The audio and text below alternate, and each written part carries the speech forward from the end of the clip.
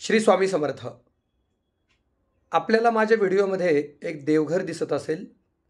ते कुठे पडलेलं आहे तर ते कचऱ्यामध्ये पडलेलं आहे. प्रामुख्याने अशा प्रकारची देवघराची विटंबना आपण कधीच करू नये. आता लोक मला प्रश्न विचारतात, गुरुजी आपलं जर देवघर असेल आणि काळास्वरूपाने बरेच दिवस ते वापरून झालं तर आपण ते देवघर काय करावं.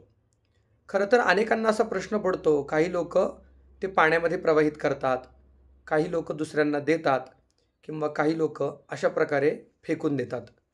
परंतु खऱ्या अर्थाने आपल्या वास्तूमधील सकारात्मक ऊर्जेचा स्रोत कुठून आहे तर तो आपल्या देवांच्या घरापासून आहे, देवघरापासून आहे. जेव्हा ते चांगल्या अवस्थेमध्ये असतं तेव्हा आपण तिथे देवांची पूजा करतो, त्याची स्वच्छता करतो. परंतु ते खराब झाल्यानंतर अशा प्रकारे कचऱ्यामध्ये कधीच फेकून देऊ नये.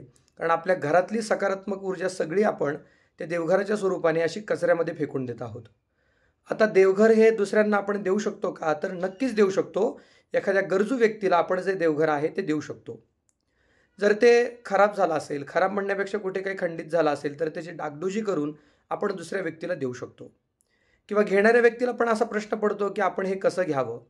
परंतु जर आपल्याला ते देवघर घ्यायचं असेल तर घेताना त्या व्यक्तींना काहीतरी वस्तू आपण नक्कीच द्यावी.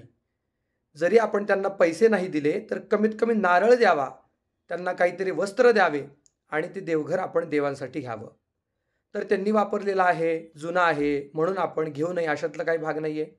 आता उदाहरणार्थ रिसेल वास्तू आपण घेतोच ना, तेव्हा विचार करतो का की दुसऱ्या व्यक्तींनी ती वापरलेली वास्तू आहे तर आपल्याला चालणार नाही. त्यामुळे देवघर असं कचऱ्यामध्ये आपण कधीच टाकू नका. त्याची खूप वेगळ्या प्रकारची विटंबना होते. आपण आपल्या घरातील जी सकारात्मक ऊर्जा आहे ती अशा प्रकारे कचऱ्यामध्ये कधीच टाकू नये. गरजू व्यक्तीला आपण अवश्य द्यावी. श्री स्वामी समर्थ.